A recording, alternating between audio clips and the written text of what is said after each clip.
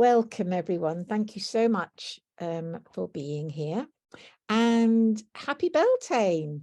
It's 1st of May. It's the season of Beltane, although the actual astrological degree of Beltane isn't until Friday, when we have a very powerful day because we've got a full moon and a lunar eclipse. So welcome to this webinar, the masterclass, The Secrets of Water. Is water the carrier of consciousness? So before I go into the class, it would be wonderful. Oh, I don't know why I won't do this. It'd be great if everybody could type in the chat box, yes, if you would like to be more effective in helping the planet transform to a higher consciousness, because really that's what this masterclass is all about. Awesome, thank you. So why won't the page move on?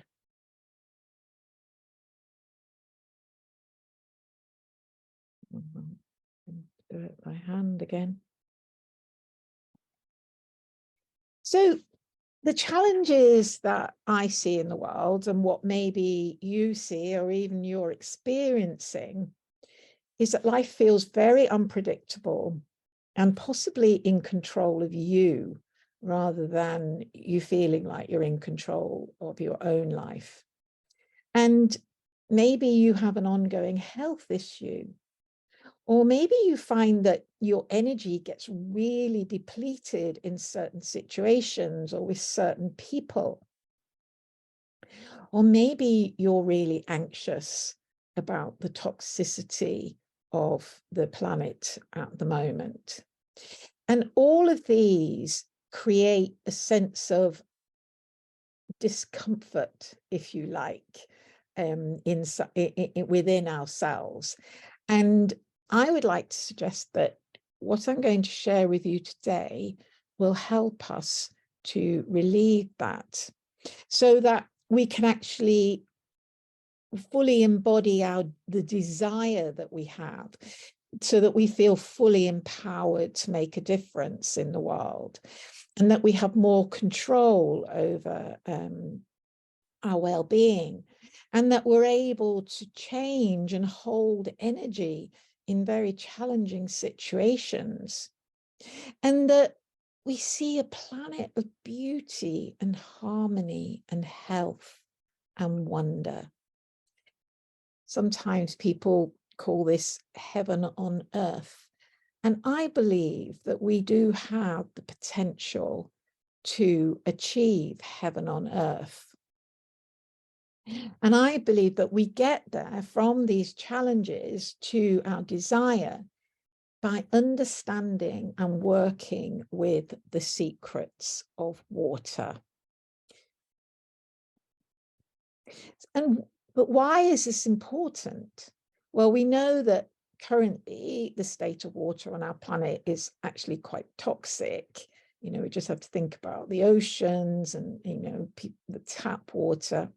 And I don't know how you say his name, Sadhguru, he says that the amount of potable water, that's like drinking water, that is available to each person in India now is only 20% of what was available in 1947. You know, we know that more and more people are struggling to get fresh water. And, you know, we've even heard about, you know, there could be water wars, you know, rather than oil wars.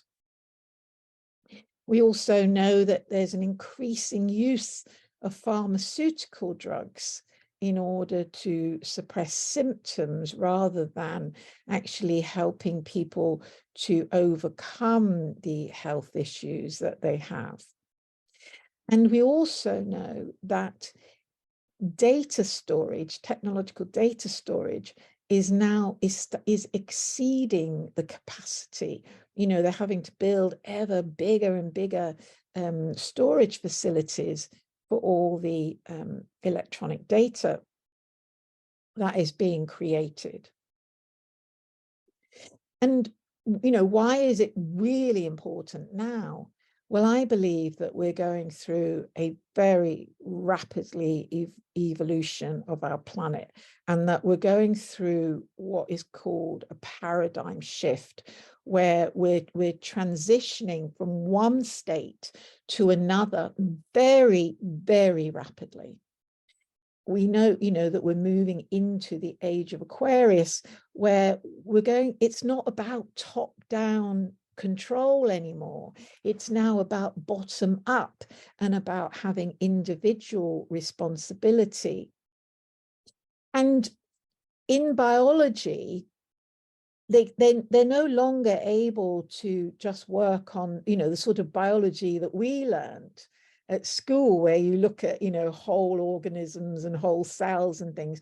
They're now actually having to adopt quantum physics principles. It's called quantum biology, or even digital biology, because they're having to look at in such, you know, at the nano level of biology, at the actual individual atoms and molecules that make up biology.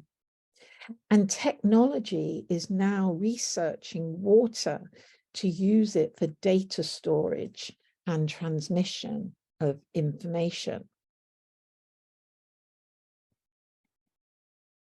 So why should you listen to me? Well, I'm going to tell you my personal story around water in a moment. But first of all, I'd just like you to consider, what does it really mean to co-create? I mean, co-create with source, or co-create with the universe. So I leave that question with you while I tell you my personal story. So I'd like to take you back to 1988. And a scientist in France called Dr. Jacques Benveniste has just published his 6th paper in Nature, which is the leading science journal, called The Memory of Water. And I am really excited about this, because I just started studying astrology, and I'm really curious as to how it works. And when I reread about the memory of water, I'm like, oh, wow, maybe that's got something to do with it. And I'm also really into homeopathy. I've been using it for years. And the memory of water also gives an explanation for how homeopathy works. So shortly afterwards, I'm at a friend's house. She lives in Camden, in a little tiny flat near Camden Market. Her name's Maxine. And we know each other through both doing our doctorates. She was in Cambridge and I was in Leicester. And we met while we were students and became really firm friends, and would visit each other a lot and used to write long letters to each other.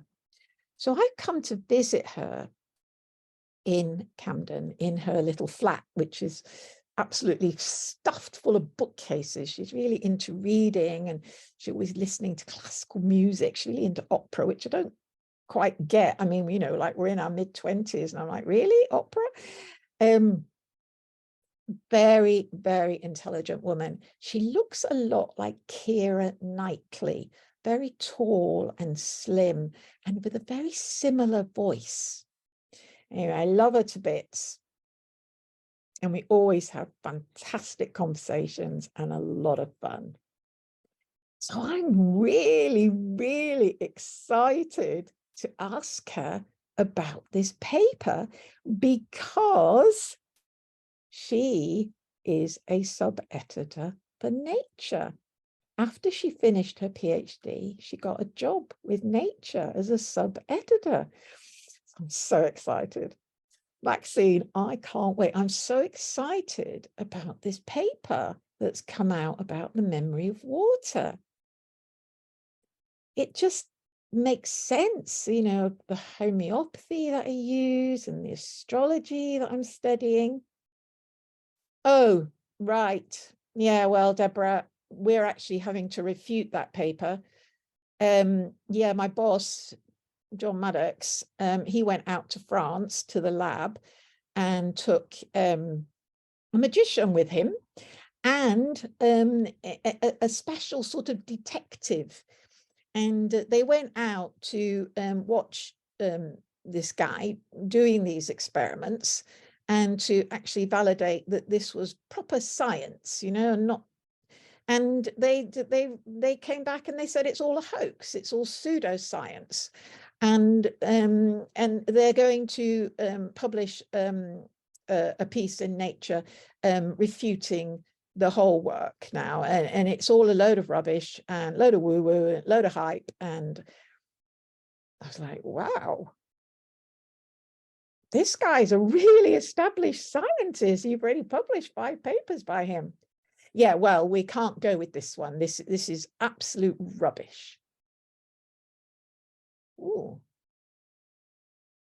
Well, I went home, and shortly afterwards, I got a letter from Maxine. Now, we write to each other all the time, pages and pages. I mean, you know, this was, you know, before the days of mobile phones, and it was, you know, quite expensive to call each other on the phone.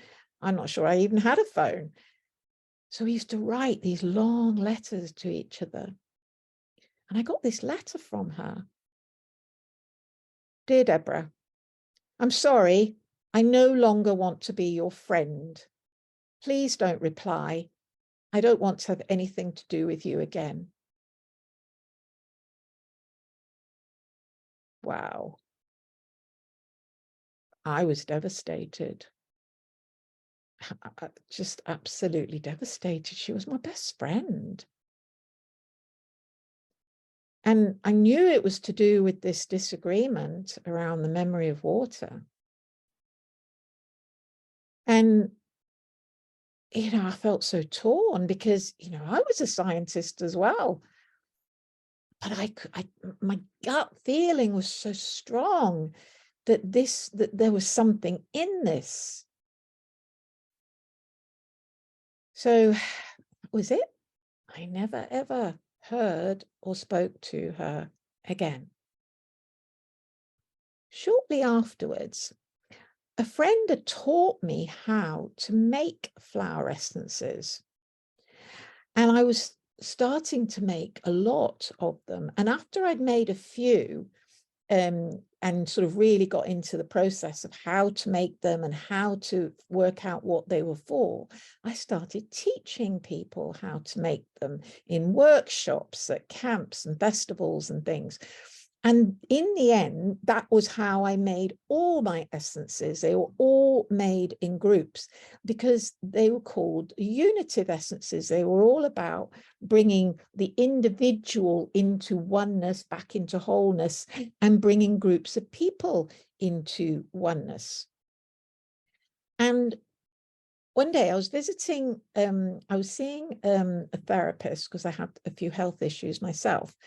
And I'd given her some of my flower essences. She already used a lot of other people's flower essences. She used the batch ones, obviously, and she used the Green Man essences, and she used Ellie Webb's Harebell essences. And I gave her a set of the essences that I had created so far. And when I went to see her, she said, you know what, Deborah? Those essences that you're creating, they work at a really different level to everybody else's. I've been using them in my clinic. She said, and they're really, they work at a spiritual level, whereas like the batch flower remedies work much more at an emotional level. And she said, and Ellie Webb's tend to work more at an emotional level as well. She said, but yours definitely work at a spiritual level.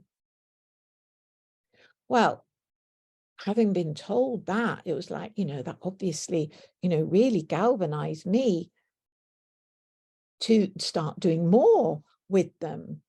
And I had a really bad accident, and because the ambulance was so long coming, and then when I got to the hospital, I had to wait for a long time, and I started treating myself with my own remedies, particularly the flower essences. And I ended up creating a little first aid kit, a 999 kit, and a cool kids kit. So special flower remedies for children for when they were struggling with their emotional issues. And I was working with hundreds of people with my flower essences, the groups that I was making them with. And I was working on one-to-one with people with my flower essences and finding them really, really helpful and really useful. And, oops. And I even got them published in a book called The New Vibrational Flower Essences of Britain and Ireland. And I continued doing this work, but the more I got into the astrology, the more I started to use the astrology more than the flower essences, because I found that the astrology, I could really home in on what was going on for people much more precisely than I could do with the flower essences. And I found that by understanding where they were at and what their challenges were, that people were able to then work very consciously from the astrology and actually create significant changes in their lives. And so in the end, I created this system of 6 top tips to raise your vibration. And that was the last masterclass that I did. And that is available on YouTube now if you want to see it. So all my work is about raising our vibration, which of course is what the flower essences were doing as well. So before I carry on and talk more about the secrets of water, let's go back to that question. What does it mean to co-create? Well, I believe that it means aligning yourself very consciously with source, so that in every moment, you know exactly what to do and where you need to be in order to be of maximum effect and able to support very consciously this paradigm shift that we're going through. And I do this using my 5-star skill set, which is very based in astrology and also the tips for raising your vibration. But the system works with all sorts of different models. And today we're going to use it to look at the secrets of water. So there's 5 levels: soul, science, service, spirit, and sovereign. Soul is all about your personal identity, your sense of self-awareness. The science, because a lot of what I do is considered quite woo-woo, but I am a scientist after all. So it's all about how to actually explain these metaphysical principles, these spiritual principles in scientific language, so that they have more plausibility. And then there's service, which is all about, what is our contribution? What is it we're here for? What is it that we're supposed to be doing? How can we affect change? What's our role in effecting change in the planet? And then spirit is all about our spiritual connection, that communication that we have with source. And then sovereign, which is all about our authority and where we stand in the world and our power. But today we're just going to look at 3 levels: science, service, and spirit. So we're going to start with the science. The D.H. Lawrence said, well, water, H2O, is 2 parts of hydrogen and 1 part of oxygen. But he said there's also a third thing that makes it water. Nobody knows what it is. So in terms of our human body,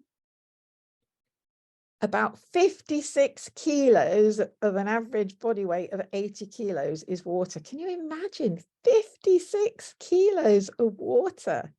In fact, for every 100 molecules in our body, 99 are water.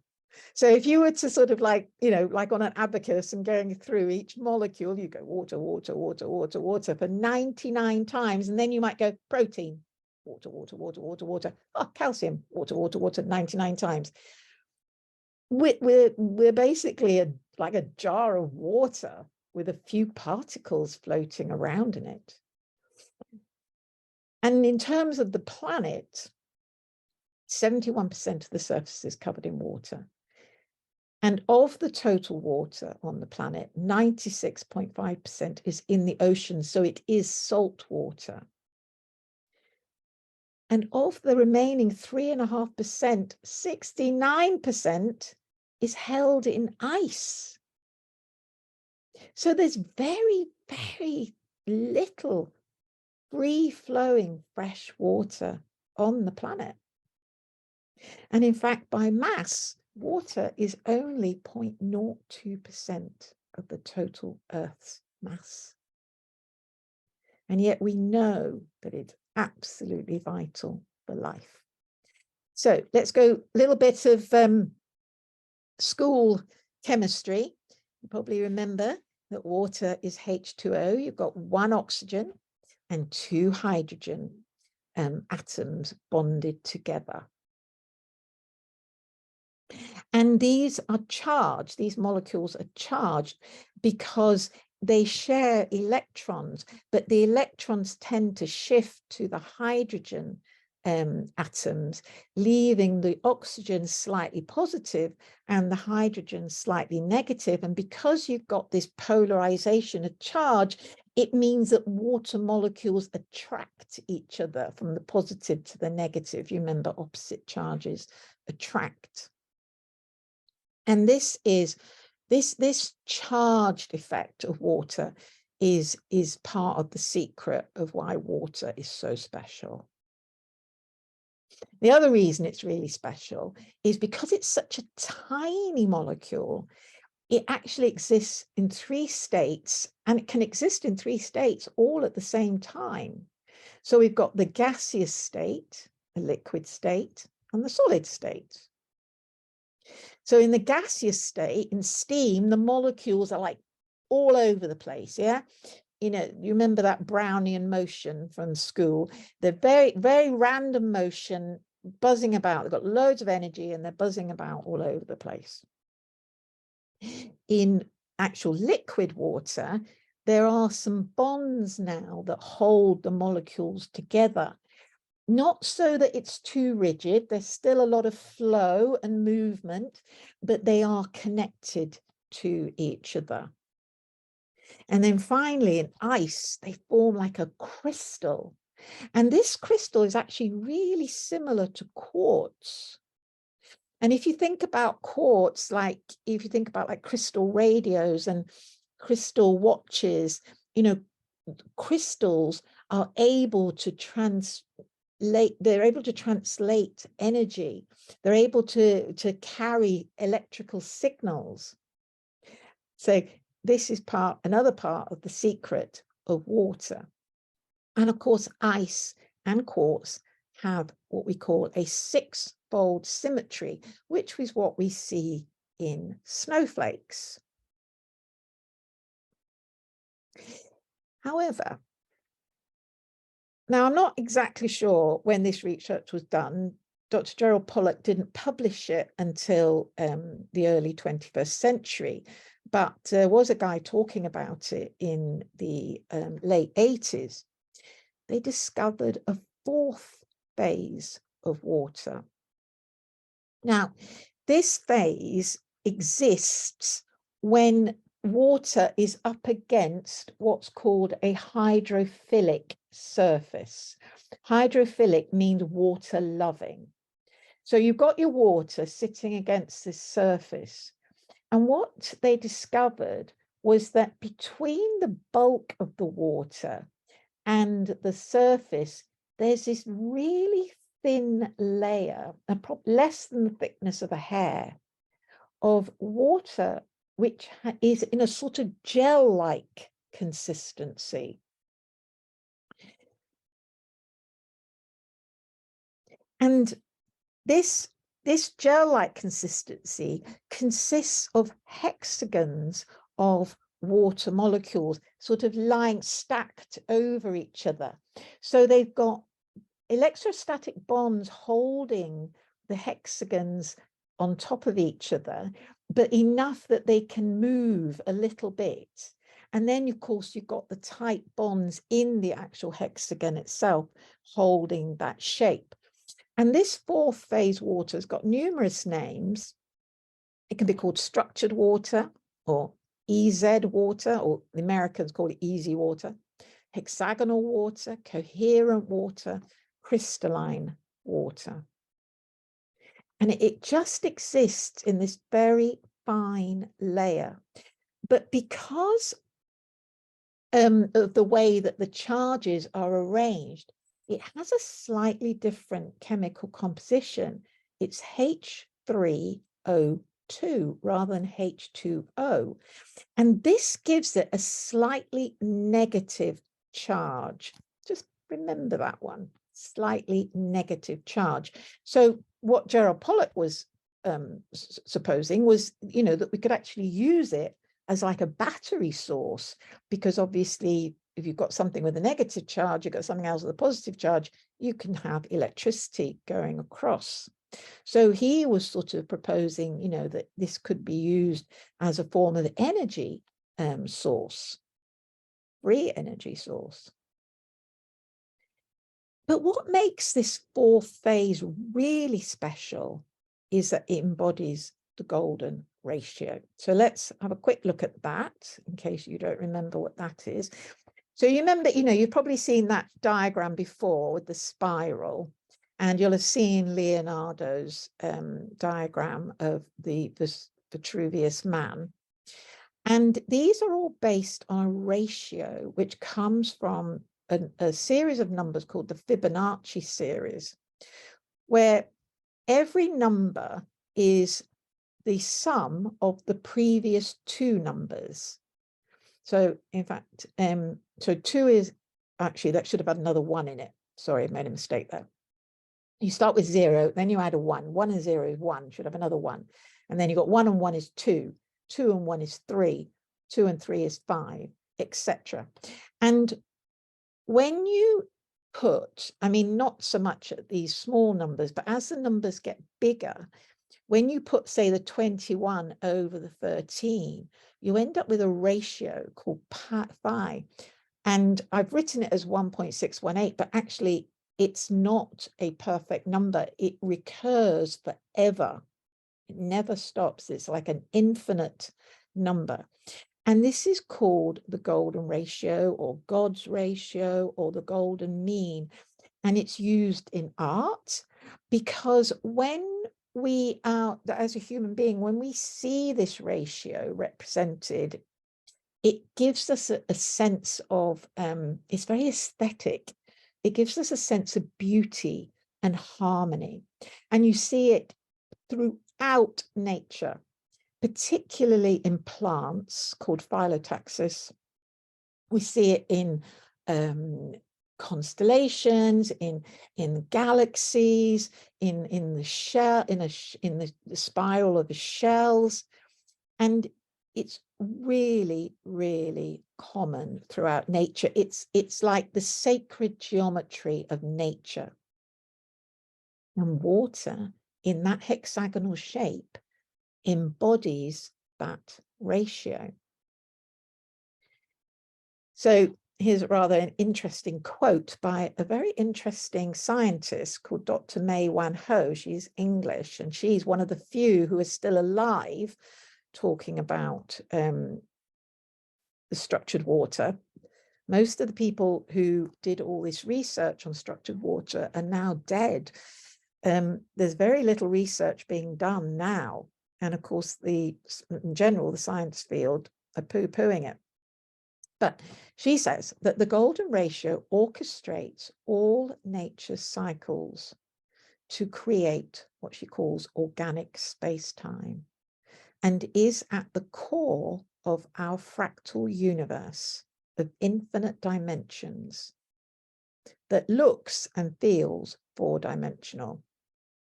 I could barely make sense of her work. It's like pure maths and physics.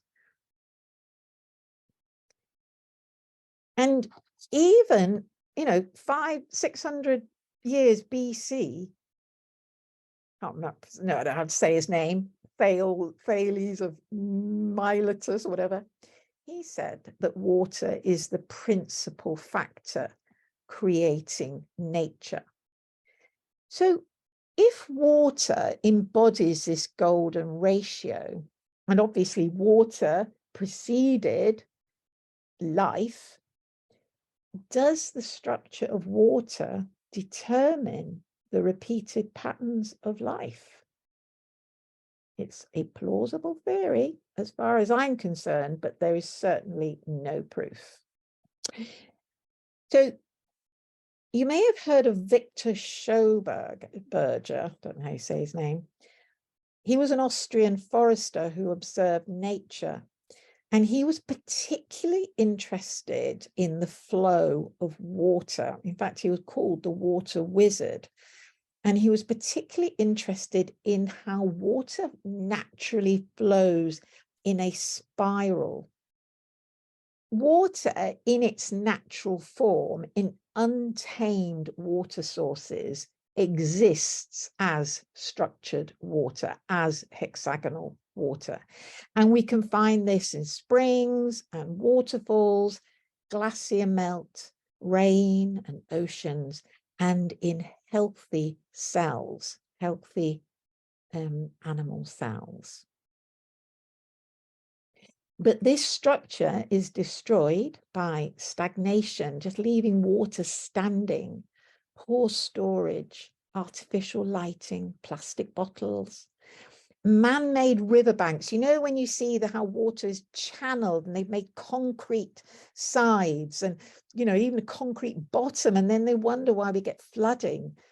Because water needs to move in its own way. It doesn't like being controlled.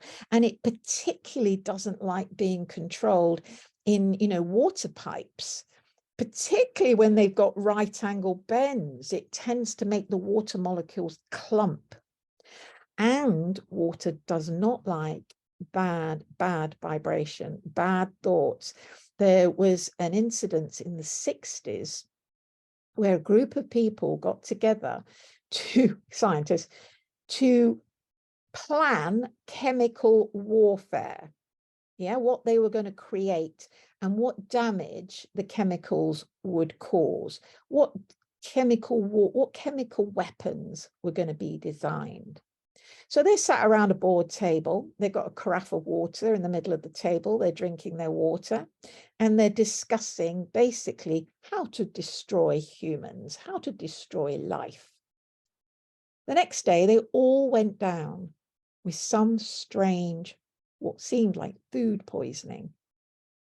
But the only thing they had shared was the water. Their horrible thoughts get translated into that water, and it came back to bite them. So there are two forces required for water to maintain its structure: a spiraling movement and some sort of electromagnetic field. Now, in nature, the whole Earth is an electromagnetic field, so it exists naturally, an electromagnetic field in nature, and it exists in us. We have an electromagnetic field. And so, life is electromagnetic, basically, but it's this spiraling effect that is important. And in a healthy human body, that water structure is maintained because it spirals in our heart, it spirals in our veins and arteries, and it also spirals through the capillaries and through the cell membranes, which has little tiny openings for the water to go through, and the water spirals through these openings. And of course, it all happens within the body's own electromagnetic field. So our bodies are able to create structured water if we keep our bodies healthy and in good condition. And in fact, a guy called Dr. John, he presented a new theory on disease, called the molecular water environment theory, which proposes, he said he thought that aging is a loss of hexagonal water from the organs, the tissues, and the cells, and an overall decrease in our total body water. And he believed that in replenishing our hexagonal water in our bodies, that we can increase our vitality and slow the aging process and prevent disease. So now we're going on to the second section, which is all about service. Now, you've probably, most of you, come across Masaru Emoto's work, and he died about 8 years ago or so. But a lot of his work's been taken up by a young woman, Australian woman called Veda Austin. And basically what he did, he took glasses, he started with like just glasses of water, where he used to stick little messages on. And then he just, in the intention, he just had the thought into the water. And then he would take the water and semi-freeze it and look under the microscope and look for the molecular structures. And he found that whenever he gave positive messages, and he said the strongest messages he gave was, "I love you" and "thank you." Those were the strongest, they gave the most purest, most beautiful crystals. But if he said anything like bad, like "you make me sick," or "you fool," or whatever, then the water just became completely disorganized and there weren't any of these beautiful hexagonal crystals. Veda Austin, what she's been doing is actually projecting images into the water, and then when she freezes them, she sees the images in the crystallized water. And Emoto also did a famous experiment with rice, and I actually know somebody who's repeated this and said, you know, that it worked. And basically he set up 3 jars with some rice and water, and every day he spoke to he spoke to 2 of the jars. So one he said "thank you" to every day, the other he said "I hate you," and the third he just ignored. And after a few weeks, the jar that he said "thank you" to the rice had fermented and was a fantastic color. It smelled really good. You know, he could have eaten it. The jar that he used to say "I hate you" to was black and disgusting and moldy. And the jar that he ignored sort of sat somewhere in between those 2. So it sort of, you know, like makes you think about blessing our food when we eat it, doesn't it? So is water merely a resource, or is it actually a carrier of consciousness? Most, you know, we've been brought up to just use water as a resource. And in general, that is all it's seen as a resource. So now I'd like to go on and change the subject slightly, because I want to look at the effect of water on DNA and how that relates to astrology. So DNA acts a little bit like an antenna, and every DNA helix is surrounded by literally hundreds and thousands of water molecules.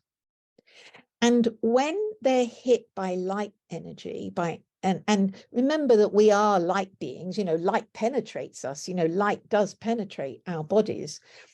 It creates a vibration in the water and a specific frequency, which then impacts the DNA. And one thing that really surprised me was that frequency, that vibration, is unique for all of us and is what actually conveys to us our sense of self-awareness. Our own individual frequency is what gives us our sense of self-identity, our sense of self-awareness. It makes me see that I'm different to you. And this memory, this sense of self-awareness, is held in the structure and the resonance of the water around the DNA strand. So before I go any further, just want to say a little bit about, because you're probably wondering why I'm working with this and how I use it, because most of you know that I am a transformation coach, spiritual coach, and how I use it in my work. So what I do with people is I go through a mini coaching course. Takes 3 months, and we have 4 one-to-one Zoom sessions where we look at your birth chart, your astrology. And my specific intention is to help you to release your creative genius. And by creative genius, I mean that ability to co-create with the universe. So if you're interested in this, just send me a message and we'll have a brief chat and see whether this might be useful for you. Let's now look at the memory of water, the water's ability to store and transmit energy patterns. So the memory of water is, it's like an energy frequency, just slight adjustments in that energy frequency that sits in that crystalline structure of the water in the cells. This is the one I was looking for. So here's the DNA helix surrounded in water molecules. We've got the light shining on it, impacting those water molecules, which in turn impact the DNA. Now, remember that any moment in time, we are receiving a different frequency of light because the sun is changing all the time. It's having sunspots, it sends out this, its frequency changes all the time. And not only that, but out in the cosmos, there's all sorts of other bodies interacting with each other, creating electrical signals and different magnetic fields. And all of these become imprinted in the water at the moment we are born. So in every moment, the energetic field of the universe, of our solar system, is different. And when we're born, that is imprinted in our water molecules. And whenever a similar resonance or a similar frequency is triggered, for example, when a planet comes back, for example, to the degrees of the sun when we were born, then it's triggered. So it's like our own energy frequency is constantly being triggered by what is actually going on in the cosmos. And all represented in the birth chart, because this represents the moment that you were born and the energy patterns that were occurring amongst within our solar system at the moment that you were born. So this is like a blueprint, a pattern of your own frequency field, if you like. So going back to the flower essences and homeopathy, the properties of any substance in water will change its electromagnetic field properties. And in fact, these signals can be enhanced by increasing dilution, which seems counterintuitive. But that's how flower essences and homeopathy work. There is no chemical substance in the water. It's purely the energetic pattern, the frequency of that substance that is being held in that hexagonal shape. And you can enhance that transfer by spiraling the water, and by, in homeopathy, they call it succussion, where they basically put it on a little machine that shakes it up rapidly, and then you take one drop out and dilute it, and then you shake that up and take one drop out and dilute it, and you shake it up. This is why science refutes homeopathy, because they say, well, there's no chemical molecules left in the water, so how can it possibly work? But in fact, a flower essence can change a body's energy field in 30 seconds. And it's well known, even in science, that we can measure the electromagnetic fields of our body. So what really interested me was something that Zach Bush said. He was talking about this paradigm shift that we're going through, and how some of us use the word light beings, whatever description you want to use. I believe that as a species and a whole planet, that we are evolving very rapidly. And some people call it, moving into 5D or moving into new Earth, whatever you want to call it. But one of the key things I was told 3 years ago was not to engage in negativity. And Zach Bush says that when we can let go of our fears, our guilt, our judgment, when we can let go of our perception of good or evil, or right or wrong, because these are all constructs of the human ego, that when we can let go of these and come back into that sense of oneness, that sense of unity, where everything just is what it is. It's not good or bad, just is what it is. That freedom of fear and guilt, he thinks it's creating a new potential for human biology and genetics. Because remember that what we think and what we feel becomes imprinted in the water, which is what Masaru Emoto and Veda Austin was showing.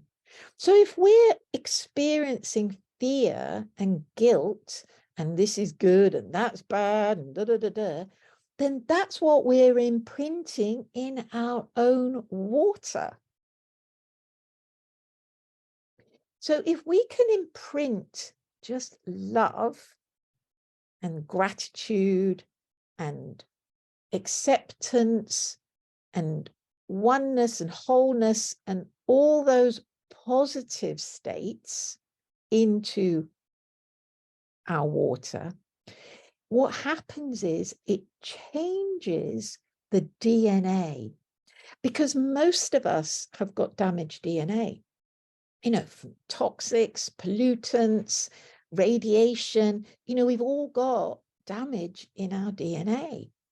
And so what he's suggesting is that by re-imprinting our water with love and gratitude, is that we can actually restore our DNA to its whole true, healthy, highest vibration state.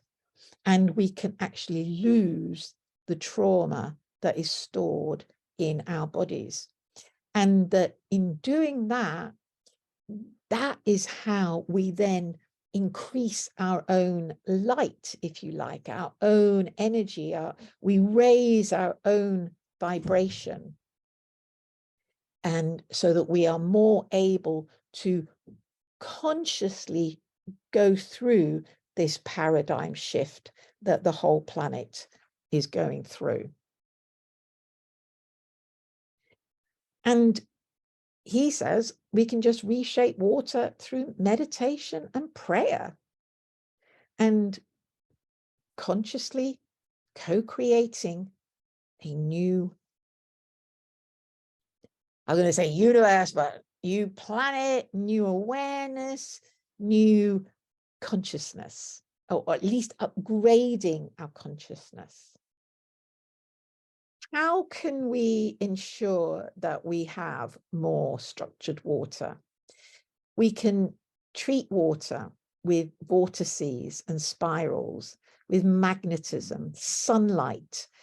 You know, it's so important that we are out in the sun, that we are receiving sunlight, because it's light that helps to structure water. Can do it through crystals, through sound healing, sacred geometry, and obviously through the blessings, love, and gratitude. Outside of a living organism, it's actually quite difficult to maintain that liquid crystalline phase.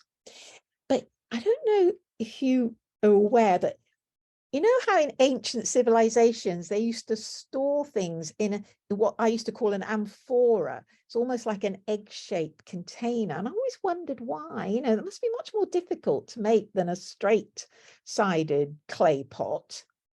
Well, apparently, when things are stored in that egg-shaped vessel, it's because the energy is able to continue spiraling within the vessel. And so it keeps the contents fresher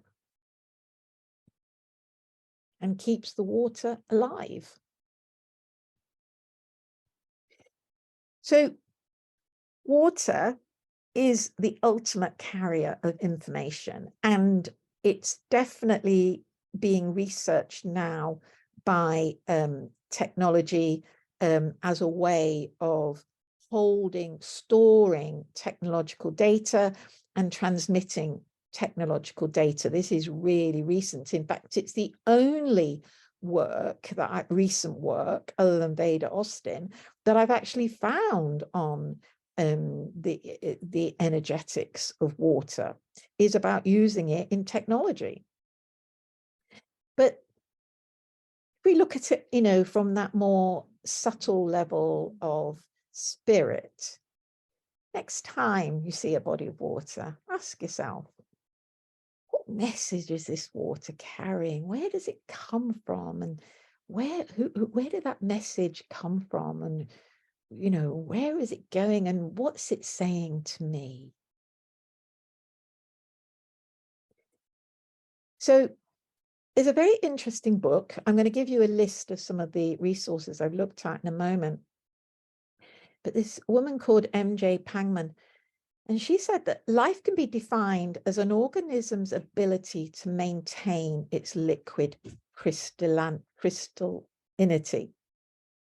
Now, this is a bit different to the traditional qualities of life, you know, that we were taught about, you know, the fact it can move and it can reproduce, can breathe, it can, you know, can consume nutrition. Now, actually, it's more about the status of its water, because it implies that there's living water and there is something other than living water. Can water lose its life? And if so, can the life be returned to water? So in all the research I've done, it's sort of suggesting that we can bring life back. to water. That if we take tap water that's been through endless processes, it's been treated, it's gone through straight pipes, it's gone through 90-degree bends, that if we take that tap water and we send love to that tap water and gratitude to that tap water, that we can actually restore its hexagonal structure. So coming back to that question, what does it mean to co-create? And about aligning yourself consciously with source. Well, if we have the ability to change water, to raise its frequency, to raise its vibration, just by our thoughts and our vibration and our feelings, then that has to be one of the simplest ways of co-creating that I can think of. The power that we each have individually to upgrade water, to bring water back to life. So again, this is what we do. We look at your chart and, well, I look at your chart and we look at where do those fears and judgments, particularly judgments of self, but those fears and those guilt, where does that sit? Where was that instigated? Because we weren't born like that. In fact, they say that the structured water in a baby is way higher than in an adult, because of course we've got so much negative imprinting. But when I look at a birth chart, I can see the highest possible vibration that is possible, the highest possible expression of that energy. And the more that we work with our birth charts and the more that we look at, oh, that bit's holding me back, that's the bit that's niggling away and troubling me and, just keeping me at a lower vibration, the more we can see that. And because as soon as we see it, we go, yes, okay, not going to do that anymore.